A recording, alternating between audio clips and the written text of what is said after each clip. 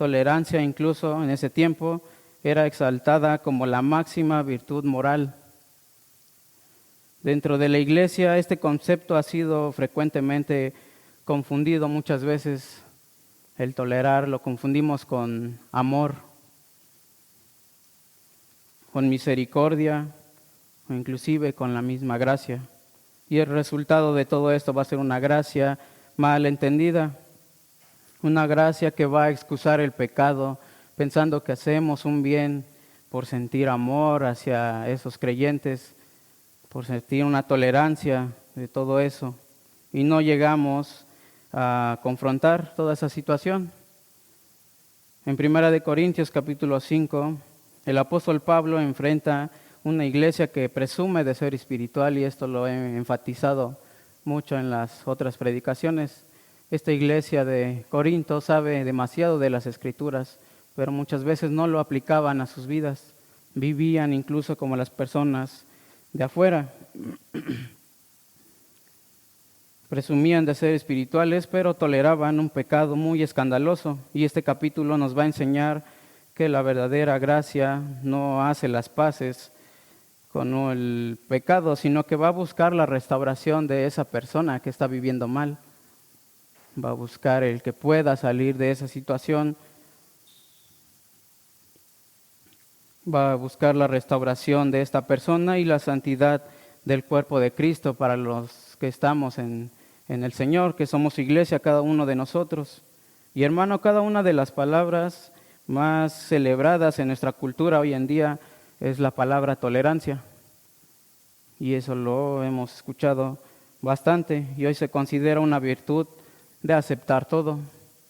¿Le podemos dejar pasar esto? Y que siga viviendo igual, pero ¿en qué le estamos ayudando a esa persona para que pueda crecer? El problema es que esta mentalidad ha entrado también a la iglesia, y muchas veces nos quedamos con esta idea de tolerar y tolerar. Mencionaba ahí en esa pregunta del versículo 6, ¿no sabéis que un poco de levadura leuda toda la masa? En cuanto al haber leído este capítulo, yo les hago la siguiente pregunta. ¿Puede una iglesia ser graciosa y santa al mismo tiempo?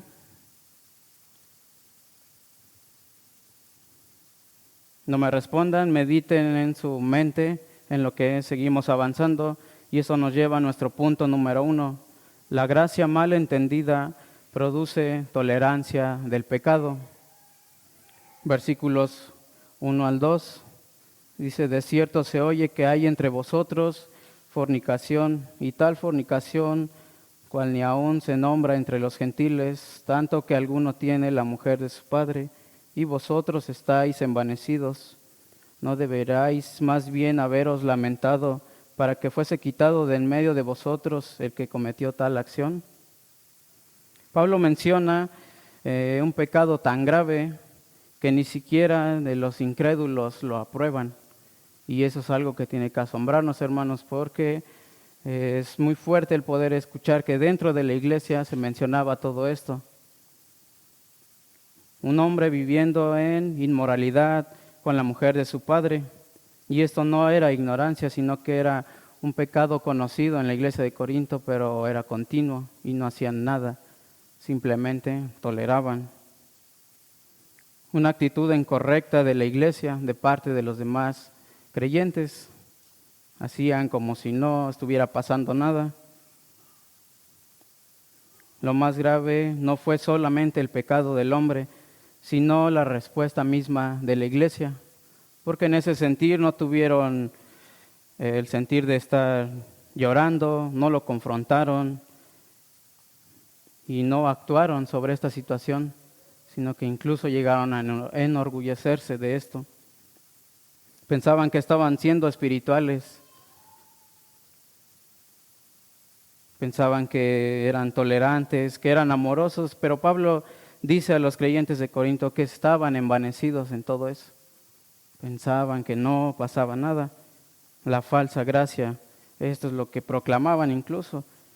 Esta iglesia confundió amor con permisividad, gracia con indiferencia. misericordia con complicidad. Toleramos todo. Hermanos, la gracia verdadera nunca va a minimizar el pecado, sino que al contrario, esta va a afrontarla para que pueda salir edificada esa persona y salir de esa situación en la que está. Pablo enfatiza la exhortación a esta iglesia de Corinto y un ejemplo sería cómo una iglesia no confronta el pecado,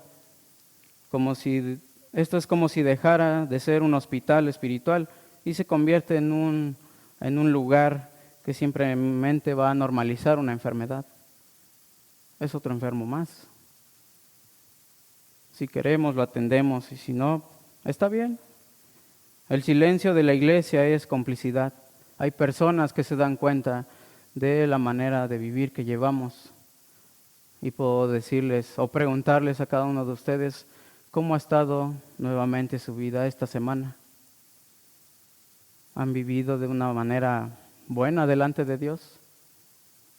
Sin inmoralidad, sin tener ningún pensamiento malo, y no solo en su mente, sino en su corazón. Lo que más indigna al apóstol Pablo no es solo el pecado del hombre, sino que la pasividad de la iglesia de Corinto. Ellos lo sabían, lo que estaba ocurriendo, pero no hacían nada al respecto. No confrontaban a la persona, no se disciplinaba, no lloraban por él. Pablo dice en el verso 2, ¿no deberíais más bien haberos lamentado? Y Pablo enfatiza que al saber esto, tiene un dolor profundo en su sentir, un duelo en su corazón, un quebranto espiritual, un sentir de por qué tú siendo creyente, sabiendo de las Escrituras, ¿por qué pudiste hacer de eso? Pero la iglesia, ¿qué hacía? ¿Tenía ese mismo sentir? ¿Le ayudaban a esa persona a salir del lugar en el que estaba? ¿Cómo es posible si todos conocen las Escrituras, pero no hacer nada para afrontar la situación en la iglesia? Eso ya era preocupante. Versículo 3, vosotros estáis envanecidos. Hermano, esto es impactante en la iglesia de Corinto, porque ellos no solamente estaban confundidos, sino que aquí estaban orgullosos, probablemente diciendo, aquí no juzgamos a nadie, Dios es amor. Todos somos imperfectos, todos tenemos errores y muchas veces hoy en día nos seguimos escudando en esas palabras. De todos somos pecadores, tenemos defectos. Y sí, Pablo lo afirma. Pero más allá de todo eso, ¿qué hacemos para mejorar nuestra vida espiritual, nuestra comunión con el Señor? Tolerar el pecado es traicionar el Evangelio, aquello que nosotros proclamamos, ese mensaje de salvación para las personas. Yo podría pararme con alguien y decirle, Dios es amor, quiero compartirte que puedes ser salvo, pero ¿cómo está mi vida? ¿Cómo está la vida de cada uno de ustedes cuando tienen la oportunidad de compartirle el Evangelio a una persona? Diciendo aquí en la Escritura, no tienes que hacer cosas malas, ¿las has aplicado a tu vida? ¿Vives conforme a la voluntad de Dios? ¿O solamente es de labios para afuera decirles, Cristo te ama, puedes acercarte? En otras palabras, los creyentes de Corinto hacían ver que la cruz no era tan necesaria para sus vidas. Pablo en Romanos capítulo 6, versos 1 y 2 dice, ¿qué pues diremos? ¿Perseveraremos en el pecado para que la gracia abunde? En ninguna manera, porque los que hemos muerto al pecado, ¿cómo viviremos aún en él? La iglesia de Corinto pensó que estaba siendo de cierta forma madura, pero Pablo les dice que están siendo carnales, se están dejando llevar por sus pensamientos humanos y no dejan nada en las manos de nuestro Dios, teniendo en cuenta que debe haber disciplina a este tipo de creyentes.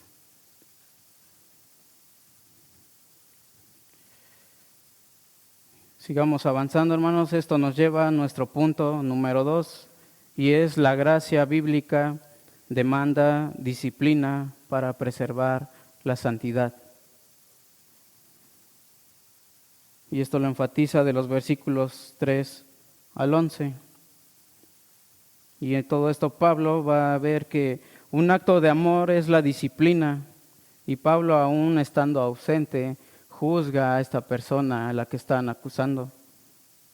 Juzga el caso con autoridad apostólica, mencionando: el tal sea entregado a Satanás. Y qué feo se escucha esto, ¿verdad, hermanos?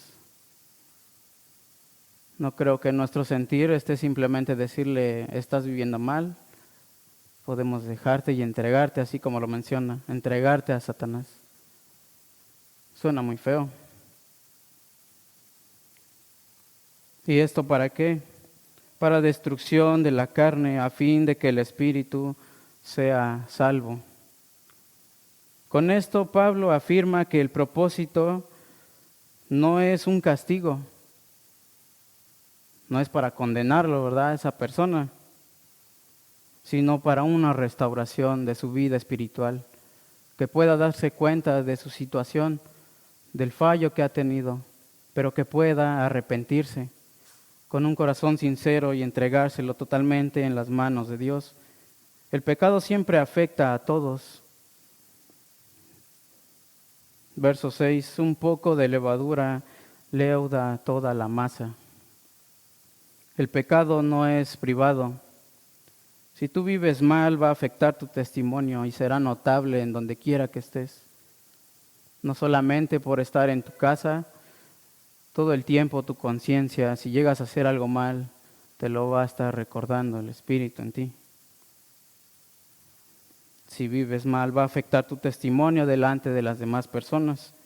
Pero lo más preocupante en la iglesia es que vas a contaminar a los hermanos.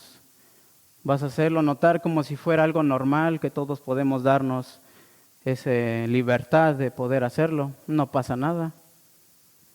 Y tristemente tenemos como humanos esa visión de enfocarnos en los demás. Si él está haciendo esto y yo estoy viviendo mejor y no le dicen nada, pues yo ¿por qué no puedo hacerlo? Distorsiona el Evangelio, y recordemos que Cristo es nuestra Pascua. Verso 7, porque nuestra Pascua, que es Cristo, ya fue sacrificada por nosotros. Y Pablo va a conectar la disciplina con la obra de nuestro Señor Jesucristo. ¿A qué vino Cristo al mundo, hermanos? Cristo murió para librarnos del pecado, no para que un día estemos viviendo bien y al otro estemos mal y estemos pide y pide perdón. No para que vivamos cómodos en el pecado. La disciplina bíblica no es falta de amor, es una evidencia de que tomamos en serio la cruz de Cristo. Y mencionábamos en el capítulo 4, ¿quién de nosotros ha tomado esa cruz y en verdad está siguiendo a Cristo día con día? Como se menciona ahí en Hebreos capítulo 12, verso 6, dice: porque el Señor al que ama disciplina y azota a todo el que recibe por hijo. No hay que quejarnos si Dios nos disciplina. Sería un gozo, porque si el Señor nos ha tomado por hijos, claro que vamos a ser disciplinados por Él. Muchas veces se puede dar incluso que por el miedo a ofender a otros, ¿verdad? No puedo o me da miedo decirle en lo que está mal. Me da miedo decirle en lo que está fallando. Por el miedo a ofender no se les exhorta a los creyentes. Y sin darnos cuenta, nosotros terminamos ofendiendo a Dios. Aquello que proclamamos para dar un testimonio delante de las personas de afuera, Pero al estar en la iglesia, los que están viviendo mal,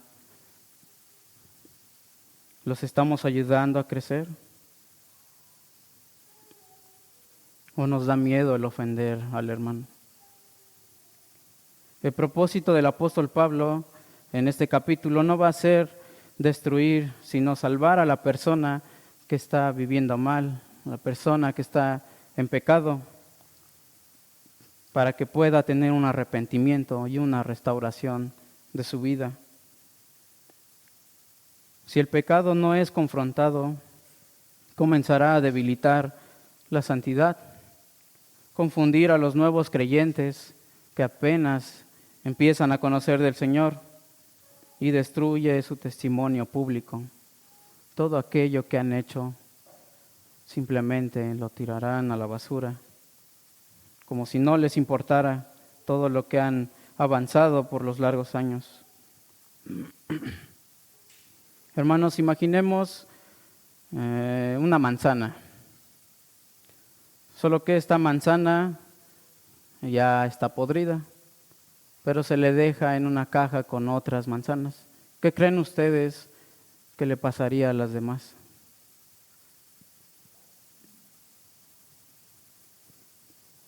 ¿Qué se imaginan que él hará la manzana podrida a las otras manzanas que están bien? Es clara esta ilustración, ¿verdad? Esa manzana terminará dañando a las demás. Y lo mismo podría suceder con el creyente que está viviendo un pecado, instando a los demás en esa manera de contaminarlos. No pasa nada. Véanme, estoy bien. La disciplina está anclada en la obra de Cristo. Versículo 7 dice, limpiaos de la vieja levadura, porque nuestra Pascua, que es Cristo, ya fue sacrificada por nosotros. Y aquí Pablo conecta la disciplina con el Evangelio. Cristo murió para limpiarnos, no para dejarnos iguales. La santidad fluye de la cruz. La disciplina no es legalismo, hermanos, sino al contrario, va a ser una gratitud para la redención de su vida. Quiero que me acompañen ahí a Primera de Pedro, capítulo 1, versículos 18 al 19. Sigan con su vista, yo les estaré dando lectura. Primera de Pedro, capítulo 1, versos 18 y 19. Dice así, sabiendo que fuisteis rescatados de vuestra vana manera de vivir, la cual recibisteis de vuestros padres, no con cosas corruptibles como oro o plata, sino con la sangre preciosa de Cristo, como de un cordero sin mancha y sin contaminación. Y esto va entre la disciplina bíblica. Va a proteger la santidad de la iglesia. Cuando toman decisiones los líderes, el pastor, todo lo que se hace es ¿bajo qué? Bajo el consejo de Dios, ¿verdad? Bajo oración. Todo lo dejamos en manos de nuestro Señor. Nosotros no podemos tomar una decisión simplemente porque se nos ocurre. Acudimos a Dios para que Él nos pueda guiar en todo esto. Va a proteger esa santidad de la iglesia, de aquellos líderes. Los pastores se preocupan por su propio pueblo. Preserva el testimonio del Evangelio, nuevamente, todo lo que proclamamos a las personas que aún no conocen. Busca la restauración del pecador. Va a honrar la obra de nuestro Señor Jesucristo. Donde hay disciplina, la gracia ha sido distorsionada. Donde hay disciplina bíblica, Cristo va a ser exaltado. Sigamos avanzando, hermanos. Esto a nuestro punto número 3. La gracia verdadera nos lleva a la cruz para ser transformados. Versículos 12 al 13. Dice, Porque ¿qué razón tendría yo para juzgar a los que están fuera? ¿No juzgáis vosotros a los que están dentro? Porque a los que están afuera Dios juzgará. Quitad pues a ese perverso de entre vosotros. Pablo aclara que no se trata de aislarse del mundo. No tenemos que vivir en una burbuja, sino que es mantener la pureza dentro y fuera de la iglesia. La separación apunta a la salvación. La exclusión del pecador impenitente no es rechazo final, sino un llamado urgente a su vida. Arrepiéntete de tu pecado. Deja toda esa malicia de tu corazón. Deja de vivir conforme a tu carne y vive bajo la voluntad de nuestro Dios. La disciplina apunta al arrepentimiento y a restauración. Y quiero que me acompañen ahí en 2 de Corintios, capítulo 2, versículos 7 y 8. Sigan con su vista, yo le daré lectura. Así que, al contrario, vosotros más bien debéis perdonarle y consolarle para que no sea consumido de demasiada tristeza, por lo cual os ruego que confirméis el amor para con él. Hermanos, la gracia auténtica no va a terminar simplemente en el perdón. Nos va a conducir a Cristo todo el tiempo. Cuando la gracia es bien entendida, no nos va a dejar cómodos en el pecado. Si estoy viviendo de una manera mala, el Señor va a hablar a mi vida. En su conciencia de cada uno de nosotros, cuando hacemos algo mal, sabemos que le estamos fallando a Dios. Pero muchas veces, más allá de poder arrepentirnos y de querer cambiar todo eso, lo dejamos igual, como si no estuviera pasando nada.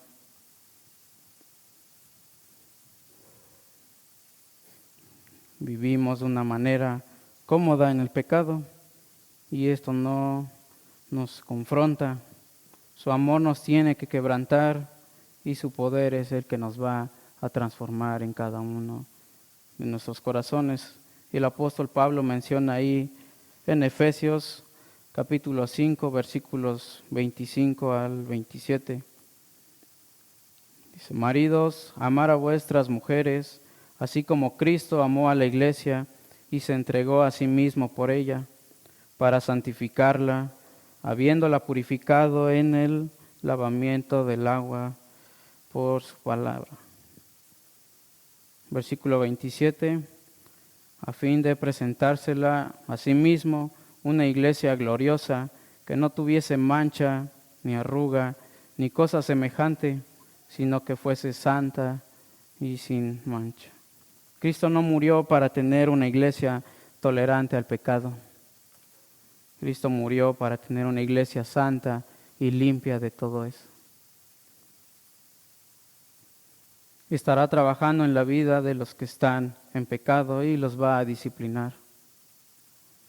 La gracia que no disciplina no es la gracia de Cristo, simplemente será un ánimo de cualquier persona. El Señor Jesús confronta porque ama y nos va a corregir aunque sea doloroso en nuestras vidas, situaciones en las que nos da pena mencionar, nos avergüenza. En todo eso se nos va a disciplinar. Nos va a corregir aunque sea doloroso porque nos quiere restaurar en nuestra vida espiritual. Porque el Señor al que ama disciplina y azota a todo el que recibe por hijo. Y esto lo encontramos ahí en Hebreos capítulo 12, versículo 6. Hermanos, si nosotros estamos viviendo en pecado, es momento de que nos arrepintamos en nuestro corazón. Quitemos toda esa mala manera de vivir que tenemos. Entreguemos nuestro corazón a nuestro Señor, porque vamos a tener una disciplina por amor a nosotros. Cristo juzgará al mundo y lo juzgará solamente Él, pero primero va a purificar a su iglesia para que podamos cada día estar a la estatura del varón perfecto. Y ahí está nuestro entorno, nuestra comunión unos con otros. Ahí como iglesia, si alguien está en pecado, debemos conducirlo a Cristo. Debemos llevarlo a la cruz y que pueda arrepentirse. En Primera de Pedro, capítulo 4, versículo 17, menciona: porque es tiempo de que el juicio comience por la casa de Dios, y si primero comienza por nosotros, ¿cuál será el fin de aquellos que no obedecen al Evangelio de Dios? Toda esta exhortación del apóstol Pablo a la iglesia de Corinto se traspasa incluso hoy en día para nosotros. ¿Y cómo podríamos aplicar y ver la gracia verdadera? La verdadera gracia nos va a llevar a vivir bajo el señorío de Cristo, desde hoy hasta siempre, todos los días que el Señor nos permita. Tenemos que reflejar a Cristo en nuestro corazón, estar arrepentidos de nuestros pecados. No a que se posponga la santidad para después. Y tenemos ese dicho, ¿verdad? Hasta para hacer las cosas mañana. Ok, hermanos, como conclusión, al final este mensaje no solamente se trata de establecer una doctrina correcta, sino que Cristo esté viviendo en nuestras vidas y pueda ser reflejado en nosotros. La gracia verdadera no solamente va a dejar con la información de cómo tenemos que vivir. El intelecto, como la iglesia de Corinto, sabían todo en su mente, pero en su corazón no había nada. Nos tiene que llamar en nuestros corazones para ser transformados. Y hermanos, no solo vamos a ser espectadores del Evangelio, no solamente es venir a sentirnos cómodos, escuchar y seguir con nuestras vidas como si nada, sino que vamos a ser participantes de la vida en Cristo, porque es Cristo en nosotros y tiene que ser así. Y recordemos esto, Jesús no murió solamente para darnos una entrada al cielo, murió para reinar en nuestra vida hoy y siempre. Que sea Cristo en nuestro corazón y los demás puedan verlo en nuestra vida diaria. Tu testimonio, empezando desde la casa de Dios, para poder reflejar todo esto allá afuera. La gracia mal entendida excusa al pecado.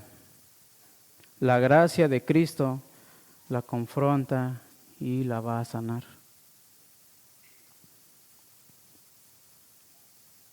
Recordemos los 3 puntos que vimos, ¿verdad? Punto número 1, la gracia mal entendida produce tolerancia del pecado. Punto número 2, la gracia bíblica demanda disciplina para preservar la santidad. Punto número 3, la gracia verdadera nos lleva a la cruz para ser transformados.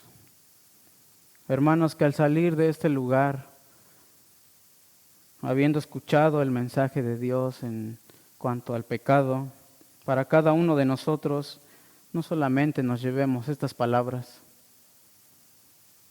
sino que tengamos un corazón dispuesto a ser transformado cada día, reflejando a Cristo. Y si estamos viviendo mal, que hoy sea el momento para confrontar y llegar al arrepentimiento de todo eso. Que nos podamos arrepentir de nuestros pecados y que Cristo pueda mirar a cada uno de nosotros. Vamos a orar, hermanos. Soberano Dios, agradecemos por la vida que tú nos permites. Gracias, Padre, por este tiempo que ha sido tu palabra en nosotros, Señor. Pedimos que seas tú animándonos a través de ella, que seas tú exhortándonos y hablando a nuestras vidas para vivir conforme a tu voluntad. Gracias, Señor, por tus misericordias, porque a pesar de cómo somos y que no lo merecemos, tú estás ahí con nosotros. Y si has de tener que disciplinarnos, Padre, para llegar al arrepentimiento genuino en nuestro corazón, hazlo, Señor, y que en verdad podamos entregarte nuestra vida, entregarte nuestro corazón y que podamos reflejarlo desde aquí, Señor, en tu casa y allá afuera en el mundo con las personas que nos miran, Señor. Ayúdanos, Padre, en todo tiempo y agradezco mucho por el privilegio que me das de poder compartir tu palabra, sabiendo que eres tú, Señor, el autor de la obra y que nosotros solamente somos siervos tuyos. Gracias te damos, Señor, y te lo pedimos en el nombre de Cristo Jesús. Amén.